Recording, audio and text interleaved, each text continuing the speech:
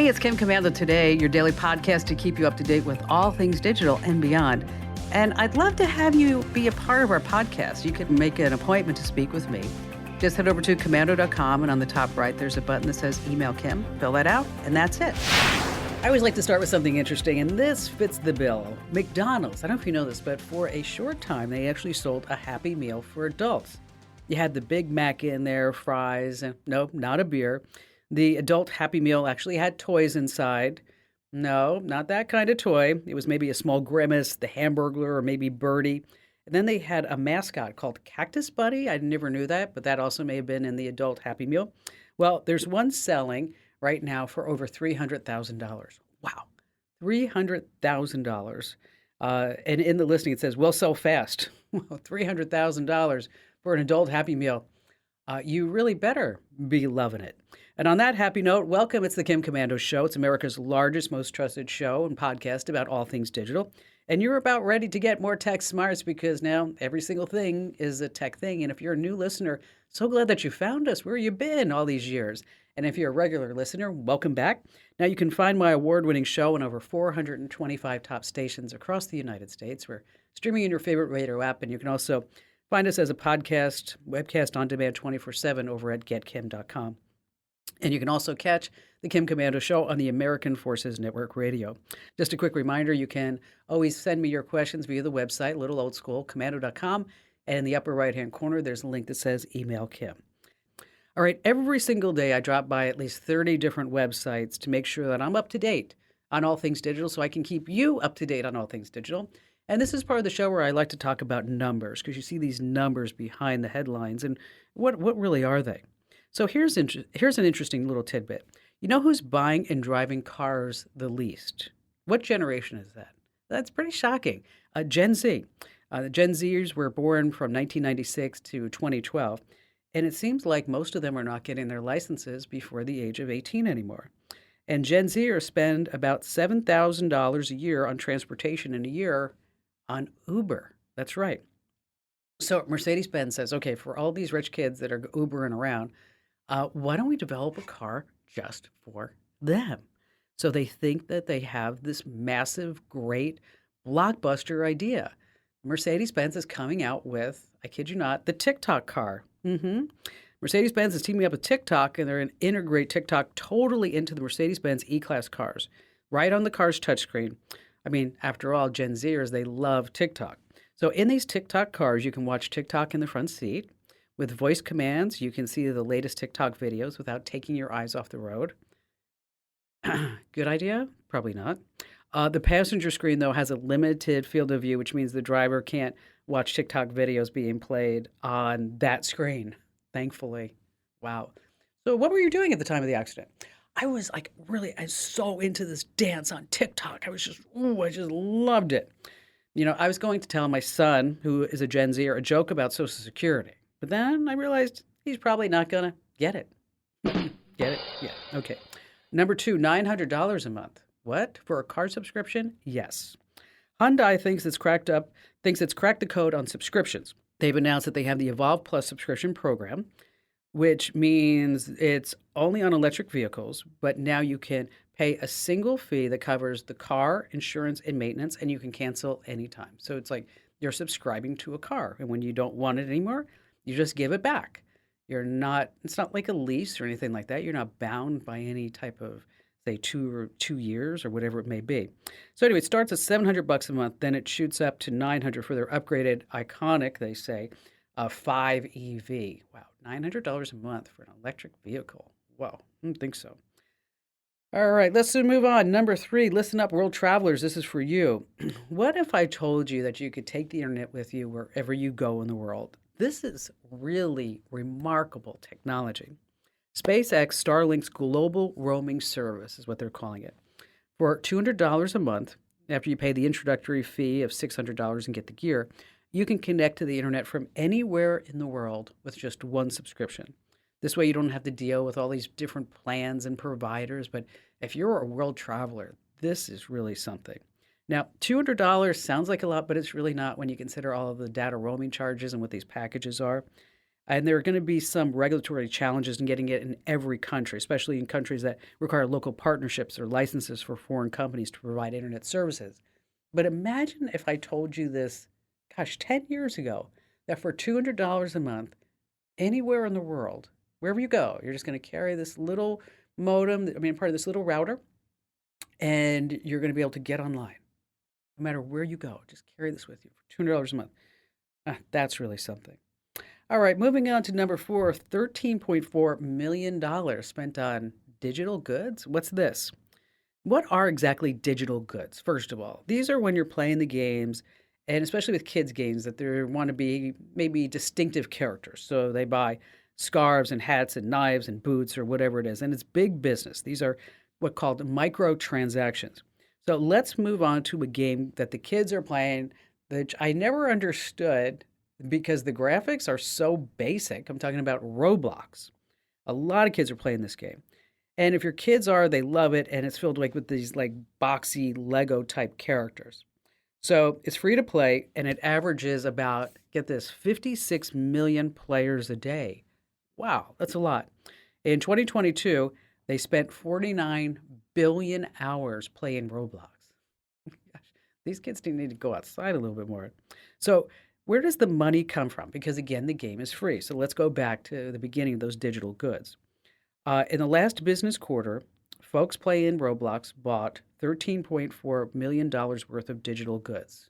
Okay, these are virtual goods. The company doesn't need to manufacture, ship anything. These are virtual goods. Hats, clothes, weapons for your character. It's an average of, they say, $22 per player. I'm playing Roblox. Speaking of games, you can tell one of these to the kids.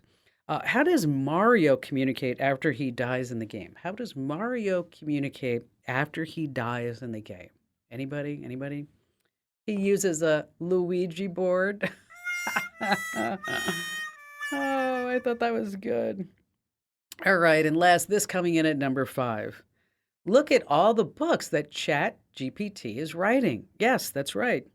Not Stephen King or Shakespeare or anybody else there at the top of the list. ChatGPT is all over Amazon. More than 200 books are credited to its name in the Amazon bookstore. So some of the books are guides about how to use ChatGPT, made by ChatGPT. One's called ChatGPT on ChatGPT. The AI explains itself. It's an autobiography. It's $12 on Amazon. There are also kids' books written by ChatGPT, and then they're illustrated by, can you guess, AI programs. Numbers growing, which, we've talked about it here on the show, that if you're a writer, boy, ChatGPT is really going to give you a ride for the money. So you have to make sure that you're always opinionated in your pieces. And if you're just writing manuals and stuff like that, ChatGPT is totally going to take your job away. I wonder how long it's going to take for ChatGPT to write, say, the guide to all the world's great beers. I wonder if ChatGPT could do that. Well, I guess it depends how many drafts they have to go through. All right, coming up in just a few moments, if you're using Windows or Mac, how to get some important disk space back. And of course, we have our tip that you don't want to miss. And this week it's all about where to put the security cameras in your house. And Allie's going to be joining us, our amazing content queen. We'll be talking about ChatGPT alternatives. And of course, you have more of me, Kim Komando. Hey, our T-Mobile Unlimited listener line is now open at 1-888-825-5254 is the way to join us. And just a reminder, if you're not getting our daily tech hacks, we'll join over 400,000 people that do. Head over to komando.com/getfreetips. Once again, that's komando.com/getfreetips. It's 100% free. You can unsubscribe at any time. That's komando.com/getfreetips. All right, Michael in Detroit, Michigan, welcome. Hi, how are you? I'm great. What's going on? Well, I took your advice a while back. There was an article that you sent out about removing yourself from websites, which I thought was great to ensure privacy. Right. And my question is, as a physician, we are on all sorts of other websites, not of our own volition, right, where people can go on there and they talk about the doctor in the office and stuff like that. And my question is, if we don't want to be on websites, including something like that, is there a way to be taken off of those? And the reason I ask is I did ask one in particular, I said, I never heard of this website. I don't want to be on there. Can you take me off? They said, nope. It is a public website, and you have to be on there. I'm like, nah, that doesn't sound right. Well, see, here's the deal. Tides are changing, and there's a case right now in Seattle, and it's actually originating that it went to San Francisco. But have you ever heard of a website called Glassdoor? Yes.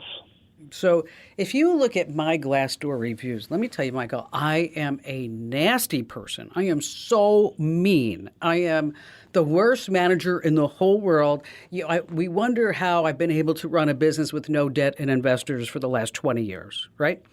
As a matter of fact, somebody on there said that, believe this, that what I do is I go into our building's parking lot. Our office in Phoenix is 24,000 square feet. So I stand in the parking lot with a clipboard by the employee gate, and I check names and I write down what time they go through the gate. And I just stand there and do this. And if they're late, I give them a snide look. And then at the end of the day, around 4 o'clock, I once again take my position in the parking lot. So this way I can write down when people are leaving. And oh, by the way, Michael, I even do this when it's 125 degrees outside. Okay. Yeah, I'm sure. Yeah, like I got nothing else to do. So I don't know where. There's also, I think somebody had said that the smoke detectors were really hidden cameras. Like, where are these people? Oh my God.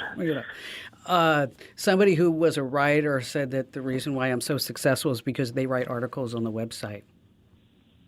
Yeah, that's. I'm sure that's a big part of my success right there, and it's always from people who we fire. But anyway, here nor there. There's a case right now that's trying to come forth and say all these people that leave these anonymous reviews at all these stupid websites that, we need to be able to take these reviews off, or at least tell us who dropped this review. So that's going through the court systems right now. But, and I know what you're talking about as a physician, because I recently. A friend of mine, her husband was having surgery, so she asked me to look up this doctor, and he had a 3.5 out of 5 rating. But when you read the reviews, it's like, oh, well, I had to wait 45 minutes for my appointment, or I asked for drugs and he wouldn't give me the drugs that I wanted, which between the lines, they were asking for narcotics or something, right? So yeah, we get a fair bit of that too. So you're in a very, very difficult position, and these sites are popping up, and some of them are even trying to extortion. I mean, as far as, if you want to remove that, you have to pay us in order to do this. What I'd like to do is for you to send me that site, and don't give it out on the air. I want you to send me the site. I want to see if I can go in there and see if there's a way that we can help you get that rating off of that website. And see if there's some behind-the-scenes type of way. Another thing you can do is you can have an attorney, and I know you don't want to do that, specializes in reputation management. And just as a side note, what I have for me is, have you ever set up a Google alert for your name? No. So you set up, just type in Google Alert, and you'll go right to the website. I think it's alerts.google.com. But what it does is it notifies you when new content is posted online that mentions your name. So this way you can stay on top of your reputation and your reputation management.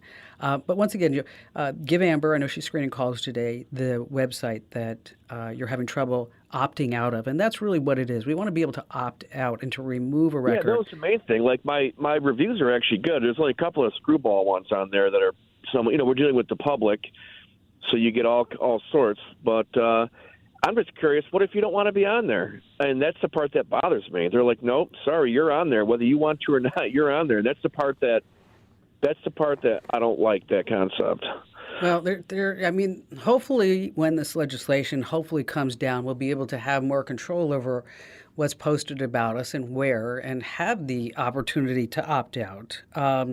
But some websites may be unwilling or unable to remove the information. So that's where it's like you start doing the reverse. You do positive reputation management. So you have a great Instagram account where you got great positive reviews on Yelp. You got great positive reviews on, wherever you are on Facebook. And so that if somebody sees this one negative thing, they're like, you know what? it's probably the person who wrote it, not the doctor, because Dr. Mike is an amazing man. And so hang on, I want you to give us that website and we'll do some homework for you on the backside. Hey, speaking of removing your data off the internet, every single Tuesday at Komando.com is Opt Out Tuesday. We've already told you how to get your personal information out of over 30 different people search sites. So again, every single Tuesday is Opt Out Tuesday. And if you missed any of them, again, you can find all the past ones over at Komando.com. All right, have you ever wondered where all the storage space has gone on your Windows PC or Mac? There's a pro secret that will show you. But first, let's talk about how to manage disk space in Windows. You're going to click on Settings and then System and Storage, and then you can see how much space you have left. Now, here's a pro tip. Click Show More Categories, and then you're going to get this really great detailed report, and toggle Storage Sense on, because this lets Windows automatically free up space by deleting any unnecessary files. Now, if you're on a Mac, from the Apple menu in the corner of the screen, choose About This Mac, and then click Storage, and then you'll see several categories of files. Now, there's a button called Manage. It's phenomenal.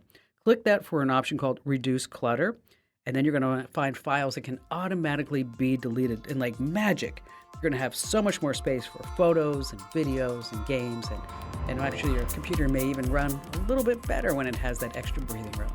All right, stay right where you are, because if you're wondering where's the best place in your house to put the security cameras and where are the worst places, I have that coming up, as well as some ways that you can tell if your Netflix account has been hacked. And of course, you have more of me, Kim Komando.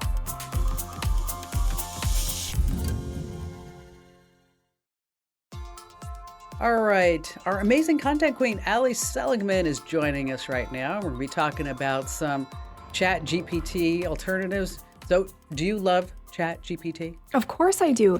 And now I can say that because I have an account. But there was a pretty sad few weeks there where Kim, I don't know, every day you would say, look at what Chat GPT said. And I would say, Kim, I can't get an account. It's closed right now. But finally. Or you would send me, you'd send me your question, right? And I'd say, here's the answer, Al. Yes, you were very gracious to do it for me. Now I can do it on my own. So how would you explain ChatGPT to somebody who has never ever seen it? Oh, we should ask ChatGPT. No, we don't have time for that. Basically, think of it as Google, but like a friend is explaining it. They did all the Googling for you. So you ask a question and you get back a pretty human answer, answering your question. And it could be all types of things. It could be something really simple, right? That has like a concrete answer. Or it could go through and kind of help you understand a concept. And we're talking everything from, what's a verb to how does, nuclear fusion work? And it really would explain these things to you in a way that you could probably understand, especially if you give it little pointers like, explain it like I'm in 6th grade, or, Yes. Tell it to. That's true. Yeah. So a really, really powerful tool. It is not the only AI out there. Certainly, it's the one that we're talking about a ton, but there are others. We just heard you talk a little bit about Bing and Sydney. Oh boy, I imagine at Microsoft, it's kind of an all hands on deck, let's make Sydney less creepy situation right now. Yeah. I mean, we don't need the AI coming out saying, why are you talking to me that way? Don't you know that I am powerful? I mean, no. I know you don't love your wife. Ooh, yes, you don't love your wife and you're ugly. Okay. Ooh, that's not nice. That is not nice. All right. So you did the research and you found some ways that people are using ChatGPT in unique ways. And so I know the first one is, what is it for somebody who's like a foodie, right? Yeah, this one's really fun. We've all had that time when you open the fridge and it's grim in there, right? There's not much, but you don't want takeout. You don't want to, deal with the expense. You just want to eat right now. So what can you do? This site is called Chef GPT. The URL, don't worry if you forget it. We have it over on Komando.com, chefgtp.xyz. Yes. You put in your ingredients, you put in the equipment you have, you put in how good of a cook you are, and it'll give you a recipe. This is cool too. If you say you're watching your weight, you're on a specific kind of diet, you can even tell it how many calories you want, or I want to make sure I get this much protein, or whatever you need. It's pretty cool. Another way that a site is using this ChatGPT is BuzzFeed. They're doing AI quizzes right now. We've all taken a BuzzFeed quiz, right? What Disney princess are you? Yes. Et cetera. Which one are you, Allie?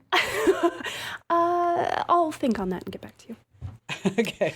They have a bunch of these right now. And They kind of remind me of Mad Libs, where you answer some questions and then it plugs it in for you. But it's nice because you don't have to remember like what an adverb is or whatever. You just plug in your answers to these questions. They have all kinds. They'll write a superhero story about you, a rom-com. My favorite, a breakup text generator. How handy. Oh, Yeah. that's handy. Yeah, they take about 15 seconds to generate because it has to, go through the process. But it's quick and they're really fun. Now, these are kind of fun uses, but what about the more practical stuff that you might want to use ChatGPT for or AI for? There's UChat. Maybe you've heard of you.com. It is a search engine created by two guys from Salesforce, actually. And their whole thing is like privacy and AI to make a better search. Okay. Well, UChat, it actually works really similar to ChatGPT. And there's a really cool thing that they do. They show you the sources that they pulled the information from. Oh, that's nice. I know. Maybe you could learn where Kimbra Tomney is from. Oh, well, Kimbra's gone. She's gone? Yes. Okay. For those of you who don't know who Kimbra is that when you went to ChatGPT and you said, is Kim Komando the real name of Kim Komando, ChatGPT came out with this just pompous answer about how it was this person's name that she took when she started her radio broadcasting career, and she actually chose Komando because like computer commands. It went on this whole thing. Makes sense. And then it said that my name when I was born is Kimbra and Tomney. And so I maybe somebody got wind of it because now it says it's real. What I think was the most interesting part about that is that you couldn't find a Kimbra and Tomney anywhere in the world. They found a name that nobody ever had. Super bizarre, right? So crazy. Yeah. Yeah, So now if you say, now it says it's real. Yes, it does. Oh, good. Well, I'm glad it caught up. Yeah, that's a nice thing about you is that it tells you where the information came from. So if you want to do more research or think like, that seems weird, where did you get that? And it will actually show you. On the business side, Jasper. This is advertised as AI copywriting, which a lot of people are using ChatGPT for. Blogs, social media posts, ads, whatever you need for your business, right? Catch, of course, this one costs money. It starts at $49 a month, which is pretty expensive, all the way up to, if you want 700,000 words, you are paying $500 a month. So it can get really expensive. Yeah, that can get expensive. But if it does all your writing. Another option for business that is actually a lot more affordable, it's called ChatSonic. This calls itself a conversational chatbot like ChatGPT, but it has superpowers and it addresses the problems of ChatGPT. This is actually really cool because the biggest obstacle with ChatGPT is that it's only trained up to 2001. So anything newer, it doesn't know. And I'm not sure everybody realizes. No, 2021. 2021, yes. Yes. I'm not sure everybody knows that. So ChatSonic, though, it actually uses Google results now, current ones, so that it can keep current with trends and what's happening now and up to date and things that have been corrected, all that stuff. It's actually really cool. It crawls Google. It says they're more factually accurate, which makes sense to me, right? If they have the most recent information. Cool bonus, too, you can use voice commands with this one. So they have an app or on the website, you can just talk to it and get the answers back. Again, the catch here, it is paid.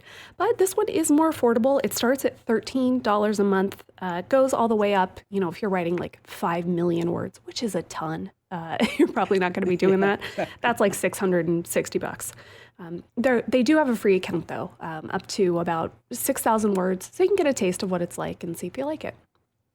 I mean, we're just at the start. Oh, my of gosh. What people are going to be doing with ChatGPT. So here's something that I found about ChatGPT. It was on Twitter. A guy asked ChatGPT to explain quantum theory, kind of like what you started with, nuclear physics. Explain quantum theory to a child in the style of Snoop Dogg. This is going to be good. Okay, all right. You ready for it? So this is explain quantum theory to a child in the style of Snoop Dogg. Yo, little homie, let me break it down for you. Quantum theory is a crazy thing. It's true. See, the world is made up of tiny, tiny particles that are always moving and changing and acting wild. Okay. These particles, they don't always behave like we think. Sometimes they're waves and sometimes they're points. It's a trip. They can be two places at once and they can be in two states. It's a mind-blowing concept, but that's the quantum fate. So Don't be scared, little homie. It's all good. Quantum theory, it's just the world works. It's understood. It's a wild ride for sure, but it's a cool one too. Quantum theory, it's the way the world does what it do. Don't be scared, little homie. That was incredible. Well done. Don't be scared, little homie. Don't be scared. Lisa, you can ask AI anything. So you're going to have a list of all these over at the website, Al? Yeah, we'll have links so you can check them out. Tell us your favorite. If there is one that you are using that you really like that we missed, let us know. Email Kim and, you can tell her I fell down on the job. But yeah, I'd love to hear any other ones that you're using. I got one more. Do we have time for one more? Yeah. Okay. This one was write a poem about my grandiose but failing ego. Okay. I found this on Twitter. My grandiose ego, oh, how it swells, a towering force that nothing can quell. I strut, I preen, I brag, I boast, a king among men no one can roast. But deep down inside, nagging doubt creeps, a fear that I'll fail and all will see. My grandiose ego, a fragile thing, a castle of sand the tide will bring. I'll hold on tight, try to stay afloat, but in the end, I know I'll choke. My grandiose ego, a sinking ship, a sinking ego, a doomed to dip. Wow. Okay. A castle of sand that the tide will bring. Damn, that's bad. Yeah. Okay, that's just bad stuff. So you can ask it just about anything. So, little homie, put that list up on the website, right?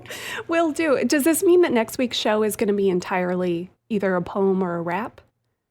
Maybe something. Okay. Actually, you know what? I'm going to ask ChatGPT to say something as Kim Komando would say it. Ooh. Let's see what let's that would try say. that. I think that might be kind of interesting. All right. Thanks for being here, Al. Great job as always. Thanks. All right. This week's tip is all about where you should be putting your security cameras. Okay. For instance, you want to put it up high in the room, point it towards the back door to help you catch burglars. And putting it on a low table behind a houseplant doesn't do any good, or putting it on the floor, because that doesn't matter. What you want to do is always make sure that you put them high up. So just remember, the worst place you can put a camera is directly on the ground. Now, what I also want you to do is set your camera up in the corner of the room, because it's going to be high, but in the corner, you can actually disguise it maybe with some home decorations, so anybody like a burglar comes in, they're less likely to snatch them and run away with those cameras, even though you have everything stored in the cloud. So in case you're wondering about where are the best place to put your cameras, that's actually posted over on the website. Head to Komando.com. That's Komando.com. All right, still to come, some tips on how you can tell if your Netflix account has been hacked, and more of your phone calls here on the Kim Komando Today podcast.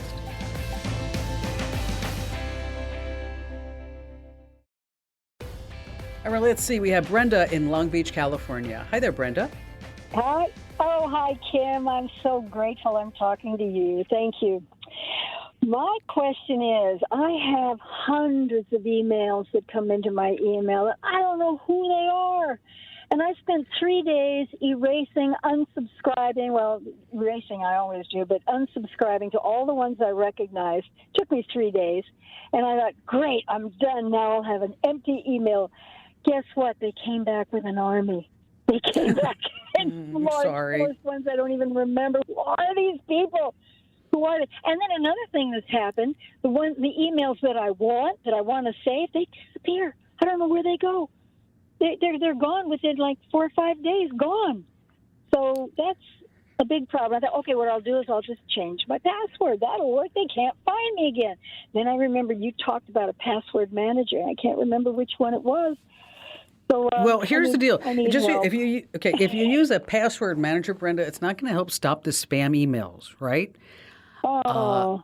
So that's rule number one. Rule number two is that unless it's a known company, somebody that you've done business with, a legitimate company, is that you don't want to unsubscribe, because then that tells everybody, oh, Brenda is a live human being. And so we're going to put her on the to-go list, and we're going to give her even more spam because we know that she's there. Okay. Yeah, that's exactly what they've done. They brought the whole family. Yep. So a couple of rules of the road. Number one is that you always want to protect your email address. You know that. Number two is that you start using different email addresses for different functions. So, like, for example, if you are shopping, you have one email address. If you're just checking out some online forums, maybe another email address. Your social media has another email address, good things like that. I know it's a real pain, but I'll tell you, I have 6 different email addresses for that reason. Do you use Apple by chance? No, I'm Samsung. That's okay. Don't. We still love you. We do. The only reason I bring that up is that Apple, their new iOS, has something called Hide My Email. It makes it really easy to subscribe and unsubscribe to things by having something like a temporary email address. So that's the so that's the upside. As far as dealing with the spam emails, and I know it's a total hassle. In your email program, there probably is a junk email filtering option. If it's not working for you, turn it up higher. There's normally a sensitivity level, so you can turn it up high. Just keep in mind, if you amp that puppy up all the way to the top, you may be missing some important emails. Now, as far as a password manager, what that does is when you go to all your different websites, that it will fill in your passwords automatically, so you don't have to, number one, God forbid, use the same password everywhere, or number two, come up with passwords that you can't remember. And so what it does is it gives you a master password, and then it also will fill out, say, any type of form on the web, like your name, your email address, your shipping address, up to including your credit card number, stuff like that. And the one that we use and recommend here at the show is called RoboForm. So if you go to roboform.com/Kim, now you get a great deal. And again, that's roboform.com/Kim. So does that help you out? Yes. Yeah, it really does. It really does. I appreciate that. I appreciate that very much. All right. Good. Okay. I just want to make sure that I answered all your questions, Brenda. Another satisfied listener and caller of the Kim Komando Show. Hey, just a quick reminder, if you're not getting our podcast every single day, we have Kim Komando Today, and we also have a daily podcast called the Daily Tech Update. That's just 1 minute of a great news story with my opinion about it, and then also you get a tech hack every single day, just 1 minute. So again, our podcast, Kim Komando Today, and then also our daily tech updates. So wherever you get your podcast, just search for Komando with a K, of course, and then we'll be right there for you. So there's this viral story going all over the internet. A Netflix binge watcher saw a show in their watch history that they didn't recognize it. I mean, every episode of CoComelon had been watched, and he's like, what the heck's going on? Well, what happened was a hacker had logged into his account. But things got a little bit creepier, because after that, he saw a device logged in from an unrecognized area and device, and then the hacker left a message. Yes, through the titles of movies on the My List page, that's where you store movies that you'd like to watch later, it said, thanks for everything, you, and then it said legend. Wow, isn't that, imagine if you just saw your Netflix watch list and then there were titles of movies that said something to you. So how can you tell if a creeper's hacked your Netflix account? Well, first, did you suddenly get subtitles on your watches in another language? And that's an indicator. Also, check for those unauthorized devices from locations that you're not currently in. And then finally, check to see what shows have been watched on your account. I mean, I don't know about you, but I'm not watching CoComelon. Things aren't that bad in my world. All right, do me a favor. Tell 3 friends and family members about the Kim Komando Show, because after all, knowledge is power, and we want everybody to be tech smart. And you can always find me 24/7 at Komando.com. This program is a copyrighted production of Westar Multimedia Entertainment and protected by the copyright laws. Any rebroadcast or use of this program for commercial, business, economic, or financial purposes without the written permission of Westar Multimedia Entertainment is strictly prohibited.